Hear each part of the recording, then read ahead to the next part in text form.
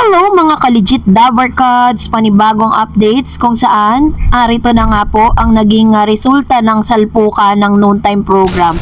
Ang lahat ng yan, but before that, if you haven't subscribed yet to my YouTube channel, please don't forget to like, share, and subscribe at i-hit mo na rin ang notification bell for more showbiz updates. Bago tayo magsimula sa ating updates, of course, nais ko po muna magpasalamat sa lahat ng mga legit viewers, subscribers, tang lahat ng mga legit na nagmamahal at sumusubaybay sa lahat ng ating mga updates. Ito na nga no, dahil ang Lion Here TV po ay naglabas ng kanila pong resulta. Pero pinagtatakan ko, wala pa pong 2:30, hindi pa po tapos yung programa ng yung salpukan ng TV5 at ng GMA7, GMA Kapuso, ay naglabas na sila ng 411,764 concurrent viewers na combine po ng kani-kanilang mga platform. At the same time, ito naman po dito sa Eat Bulaga ay nakakuha po ng 96,684 sa kanila pong concurrent viewers. Sa opening salvo po ng Showtime, sila po ay nagkamit ng 174,000 watching. Yan o. So, talagang, kumbaga parang ang dami pong nanonood talaga. And while dito po sa opening naman, ay meron silang 59,000 na mga watching on sa kanila pong social media account. Ito po yung sa YouTube na napansin po natin. Of course, syempre, hindi naman nagpakabog itong si Vice Ganda. Dahil kung una, nung lumipat sila sa GTV, may pa-aeroplano po itong si Vice. But this time, ay hindi na nga nagpaawat, lumipad na doon po sa doon mismo sa building po ng GMA. Pero parang feeling ko lang to. Ito po ay green screen lang, no? So, ganun po yung nangyaring pasabog ngayong araw. Parang just the same kung ano po yung inaasahan natin na magkakaroon ng production itong si Vice Ganda.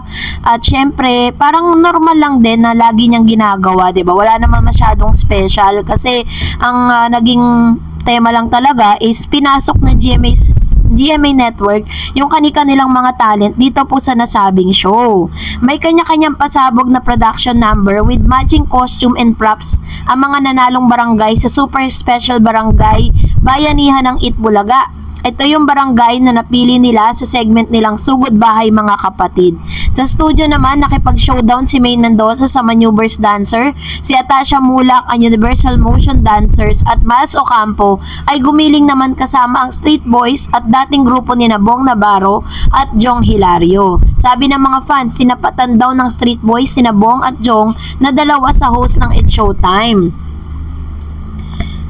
Pinangungunahan naman ni Tito Soto, Vic Soto at Joey De Leon kasama sina Alan K, Raisa May Dizon, Karen Aistrup at Ryan Agoncillo buong Dabarkat sa pagkanta ng iconic Eat Bulaga theme song. 5 TV viewers ang nanalo ng 20,000 each at isang mamahaling motorsiklo. Ba, ibang klase yun ha. Walang binago ang Eat Bulaga sa kanilang show ngayong Sabado. Napanood pa rin ng mga regular segment nila gaya ng Sugod Bahay Mga Kapatid, Therapy, Gimme 5, Laro ng Mga Henyo at Dear Eat Bulaga.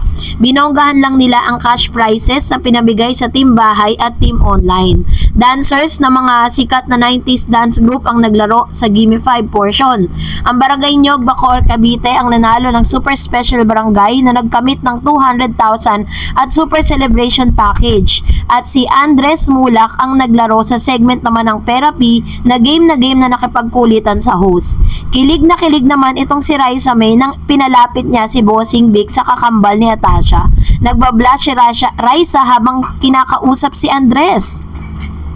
Lalo na nang bineso niya ng binata. Hirit nga ni Joey, 3 beses daw naligo si Raisa at nagpakulot pa ng buhok para lang sa anak ni Aga Mulak at Sherlyn Gonzalez. Sa therapy segment, din nagbihis ng babae at kung todo naka-makeup sina Alan, Ryan, Paulo, Wally, Jose. Sila ang singing girls na humawak ng mga cards habang naglalaro si Andres. Samantalang inulan ng papuri at magagandang komento online ang kagwapuhan at freshness si Andres na bagong gupit pa nang mag-guest sa Eat Bulaga. Wala nang fans na sana ay maging permanent host na sa TV host ng noontime show. So, yun po yung ilan sa mga pasabog ngayong araw ng Sabado dahil nakita naman po talaga natin na parang regular show lang. Kumbaga parang hindi na po kailangan kasi talagang magpatunay pa ng Itbulaga. Although medyo cringe lang na naglabas na po ang Lion Here TV ng kanila pong ng parang resulta ng concurrent viewers, pero hindi pa tapos yung show. Bakit ganun?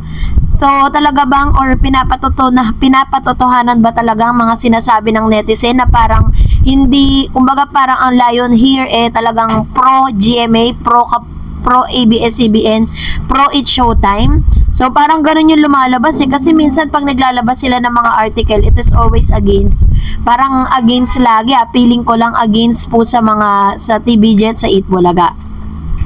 Pero just the same, sino man po ang pinakapanalo, no, dito po sa pabonggahan ng kanilang ng araw na ito, is walang iba yun kundi ang mga madlang people, madlang kapuso at ang mga legit Dabar Cards. So, sana nga no, dahil isa sa mga talagang wish nating lahat na makasama na po itong si Andres Mulak bilang isa sa mga talagang regular host. Ayan. So, nung nakita siya ni Bossing, kung napansin po ninyo kanina, grabe.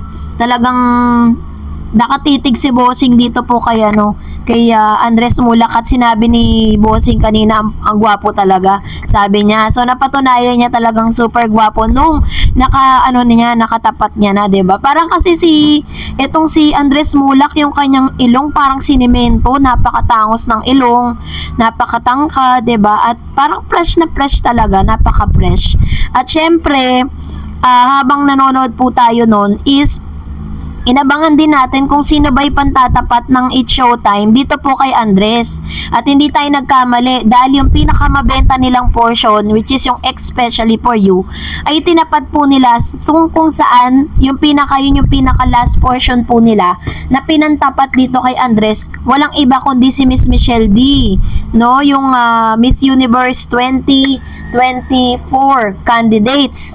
At siya po ay naghanap ng kanyang bagong magiging kaibigan at kasama niya po yung kanyang ina doon po sa portion na yon. Pero just the same, mas pinanood at mas inabangan nga ang pagpasok nitong si Mr. Andres Mulak. Ang POV ko lang, no, nakita ko lang na parang hindi ganun nung opening, yes, parang na-curious yung ilang mga manonood nang mapanood nga o kung ano ba yung gagawin na. Pero nung latter part na, medyo kalagitnaan, medyo medyo bumaba yung energy. No, ganun po yung nangyari. Parang pabulusok pababa. Ganun yung nangyari sa kanila.